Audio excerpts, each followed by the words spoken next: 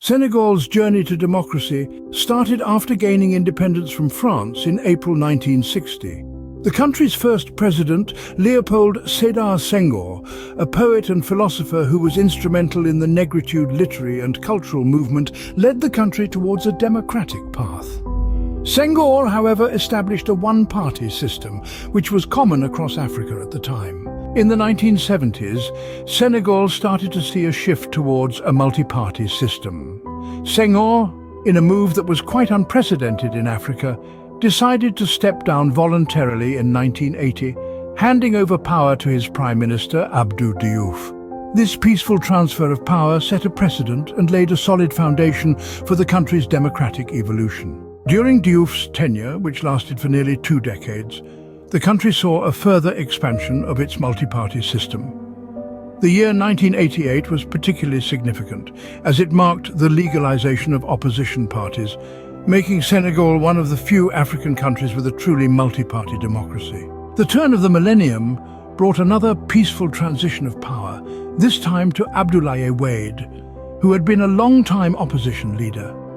Wade's presidency, however, was marked by controversies, including attempts to alter the constitution to extend his rule.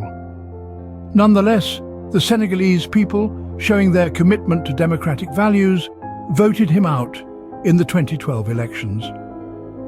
However, it's important to note that Senegal's democracy, like any other, is not without its challenges. Issues such as corruption, limited press freedom, and occasional electoral violence are realities that the country grapples with. The current president, Macky Sall, took office in 2012, further consolidating Senegal's reputation as a stable democracy. Sall's presidency has seen significant economic growth and infrastructural development, despite facing criticism over issues of corruption. So, why is Senegal considered a model of democracy in Africa? The answer lies in its history of peaceful transitions of power, a multi-party system, and a populace deeply committed to democratic principles.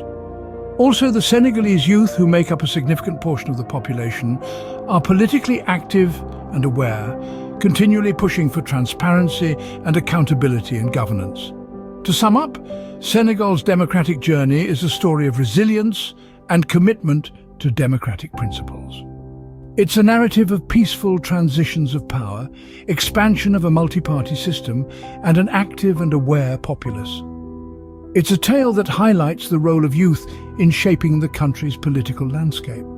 But it's also a story that reminds us of the ongoing challenges that come with maintaining a democratic society.